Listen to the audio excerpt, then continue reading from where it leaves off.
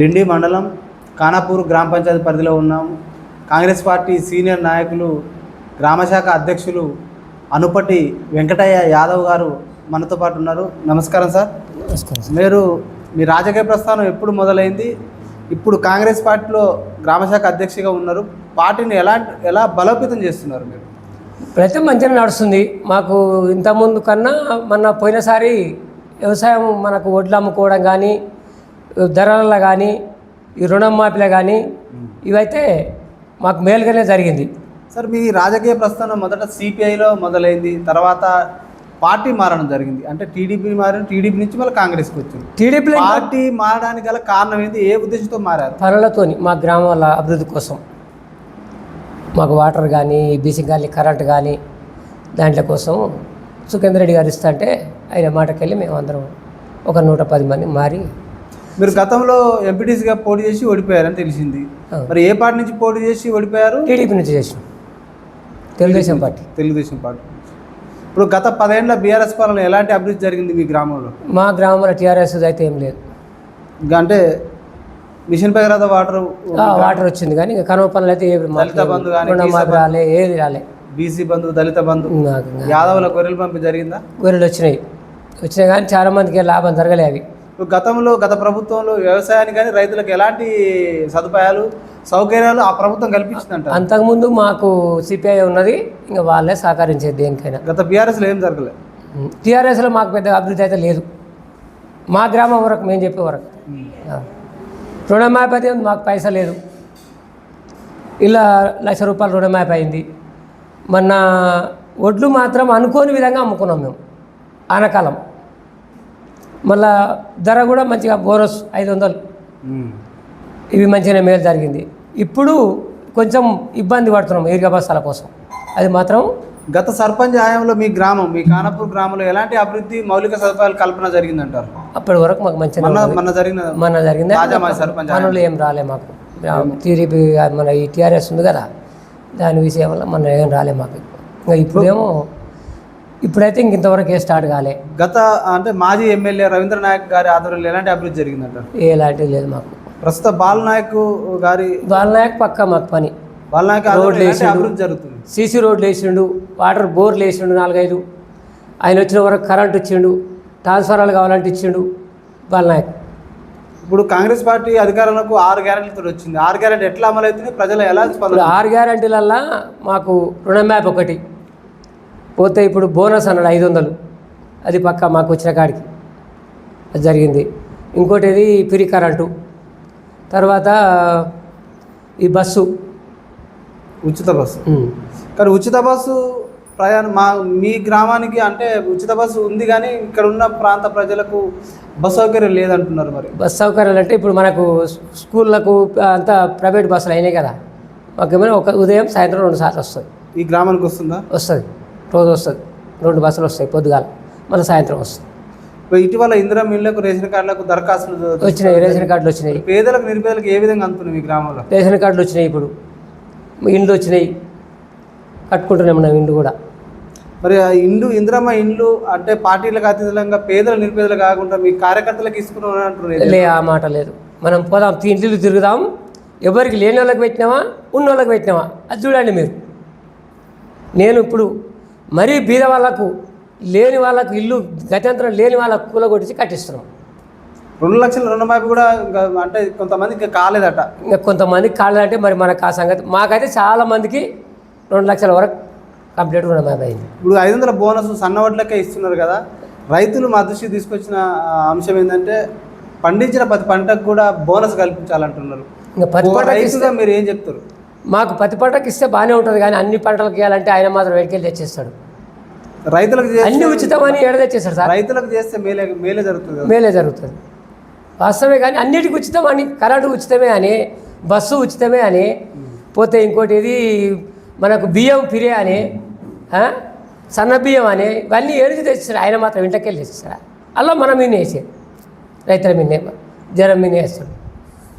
ఇప్పుడు యూరియా కొరత వల్ల రైతులు బాగా ఇబ్బంది. ఇప్పుడు మాత్రం ఇబ్బంది. క్యూలలో నిలబడుతున్నారు. నైట్ 4 గంటల క్యూలో నిలబడుతున్నారు. చాలా ఇబ్బందులు పడుతున్నారు. అక్కడక్కడ మహిళలు కొట్టుకున్న పరిస్థితి ఏర్పడ్డది. పడుతూనే మరి కొరత కారణం ఎవరు? ఇంకా అది ఎవరైనా మాకు ఇంకా గ్రామాలలో అంత పెద్దగా తెలియదు. ఇప్పుడు ప్రస్తుతం అధికారంలో మీరే ఉన్నారు కదా, అధికారంలో మేము ఉన్నాం కానీ రాష్ట్ర గవర్నమెంట్గా సెంట్రల్ గవర్నమెంటా మాకు అది పెద్ద అవగాహన లేదు, తెలియదు దాని గురించి. తెలియదు మనం ఎట్లా చెప్తాం. ఇప్పుడు సర్పంచుల కాలం ముగిసి దాదాపు 20 ఏళ్ళు అవుతుంది. అవును, 20 సంవత్సరాలు 2 సంవత్సరాలు కావస్తుంది దాదాపు కూడా. ఇప్పుడు స్పెషల్ ఆఫీసర్ పాలంటే కార్యదర్శి ఏమో ఇక పెట్టి మా దగ్గర డబ్బులు లేవు, కనీసం వాహనాలకు డీజిల్ ఖర్చు కూడా మెయింటెనెన్స్ ఖర్చు వెళ్ళే పరిస్థితి కూడా లేదంటున్నారు. కేంద్ర నిధులు లేవు, రాష్ట్ర నిధులు లేవు. ఇక్కడ గ్రామంలో కొంచెం మౌలిక సదుపాయాలు, పారిశుద్ధ్య సమస్యలు చాలా ఉన్నాయి అంటున్నారు. మరి ఎందుకు జాప్యం జరుగుతుంది? పార్టీ ఎందుకు ఎలక్షన్లో పోలేకపోతుంది? మీ పార్టీ ఎందుకు వస్తలేదో మనకు ఆ పైనుంచి నిధులు ఎందుకు వస్తలేవో తెలియదు సార్. ఇక వాళ్ళకే తెలియాలి. ఎలక్షన్లు పెడతలేరు కదా.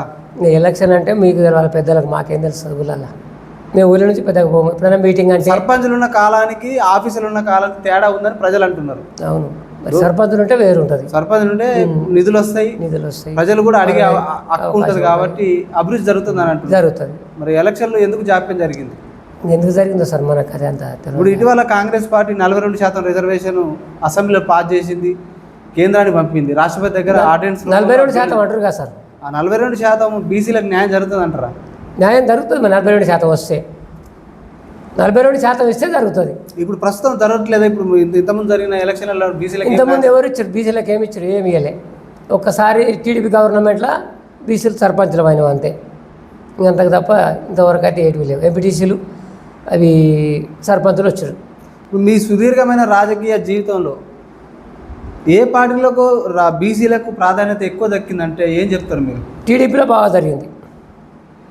అప్పుడు టీడీపీ గవర్నమెంట్ ఉన్నప్పుడు మాకు సుఖేందర్ రెడ్డి గారు ఉన్నారు. చాలా మాకు అభివృద్ధులు బాగా జరిగినాయి. కరెంటు కానీ, ట్రాన్స్ఫరాలు కానీ, ఏదైనా మాకు అనుకూలంగా ఇబ్బంది లేకుండా ఉన్నది. సరే, ఈ గ్రామంలో కోతుల బెడత, కుక్కల బెడత బాగా ఉందంటున్నారు. ఉన్నది. ఆ బెడత అంటే ఇప్పుడు ఏ ప్రభుత్వాలు కూడా నియంత్రణ చేస్తున్నారు, చేయాలని కూడా బాగా ప్రజలు మా దృష్టి తీసుకొచ్చి దాంట్లో విషయం వల్ల ఎవరు కూడా మాట్లాడలే, ఏ గవర్నమెంట్ కూడా మాట్లాడలే.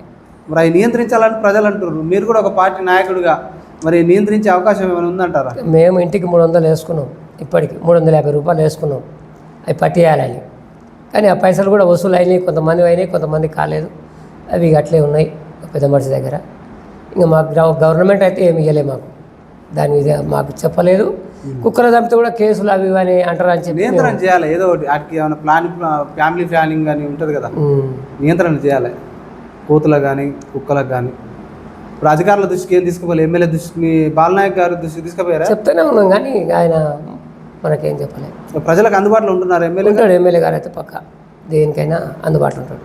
ఇప్పుడు రోడ్లు కూడా ఈ గ్రామానికి కొంచెం ఇంకా విస్తరణ చేయాలంటున్నారు. ఏది ఇచ్చినా ఆయనదే. ఇప్పుడు సుఖేందర్ రెడ్డి తర్వాత ఆయనే మాకు బోర్లు వేయటం కానీ, సీసీ రోడ్లు కానీ, ఇప్పుడు మాకు ఏదైనా అందుబాటులో ఉండడానికి కానీ ఆయన. ఇప్పుడు గత ప్రభుత్వంలో ధరణి పోర్టల్ వల్ల భూములు అన్యాయకరంతమైనవి. ఇప్పుడు భూభార చట్టం వచ్చింది.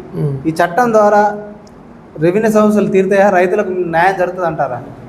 రైతులకు అది ఇప్పుడు ఈ యూరియా బస్తాల వల్ల చాలా ఇబ్బంది పడుతున్నాం. న్యాయం అది ధరణి భూభార చట్టం వచ్చిందిగా. భూభార చట్టం వల్ల అయినాయి. భూభార చట్టం వల్ల చాలా మంది మార్పిడి అయినాయి మంచిగా. అంటే మన ఆఫీసర్లే వీళ్ళకి వచ్చారు, చేసుకురు. మా పొలాలు కూడా ఎగతాకుంటే సరి చేసారు.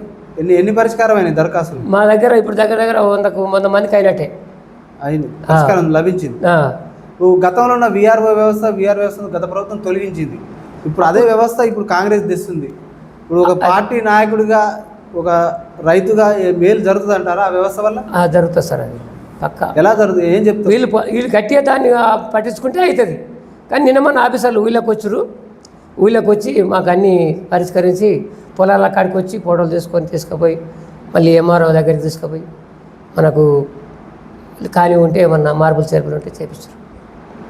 సార్, ఇక్కడ బెల్ట్ షాపుల వల్ల ప్రజలు తాగుడు చాలామంది కూడా వాళ్ళ కుటుంబాలు చిన్న భిన్నం అవుతున్నాయి. బెల్ట్ షాపుల నియంత్రణ ఏ ప్రభుత్వాలు కూడా చేపడతలేవు. నియంత్రించాలని ప్రజలు ఎంత తక్కువ ఉంటే అంత మంచిది. బెల్ట్ షాప్ మీరు అధికారం ఉన్నారు కదా, మరి మీరు దాన్ని ఎట్లా నియంత్రణ చేయొచ్చుగా ప్రభుత్వం? అంటే సార్ ఇప్పుడు మనం తాగేటోళ్ళను కట్టలేము వాళ్ళను. ఇక అది మాకు దగ్గర అందుబాటులో ఏం లేదు మాకు ఆ బెల్ట్ షాప్. ఇక్కడ ఊళ్ళో ఏం లేవు. మా ఊళ్ళో మన మామూలుగా ఇట్లా సిల్లర్ అమ్ముకుంటారు. మరి అది నియంత్రణ చేయాలి అని ప్రజలు చెప్తున్నారు. మరి జరుగుతుందా? అది పక్క పట్టించుకుంటే అవుతుంది. మనం పెద్దలు పట్టించుకుంటే దాన్ని బంద్ చేయొచ్చు. కానీ మనం ఇది బంద్ చేసి ఇంకోటి వస్తుంది. ఇప్పుడు బెల్లం నీళ్ళు అనేది మళ్ళీ పక్క ఇంకా ఎక్కువ అవుతుంది అది. యువత కూడా బాగా డ్రగ్స్కు గంజాయికి అలవాటు పడుతున్నారు, జీవితాలు కూడా ఆగం చేసుకుంటున్నారు. మా దగ్గర ఏ ప్రభుత్వాలు కూడా ఉపాధి కల్పనలో విఫలం అవుతున్నాయి. వాళ్ళకు మరి యువతలో మార్పు రావాలంటే ఒక పెద్ద మనిషిగా నువ్వు ఏం చెప్తావు యువకులకు? వద్దని చెప్తాం మేము.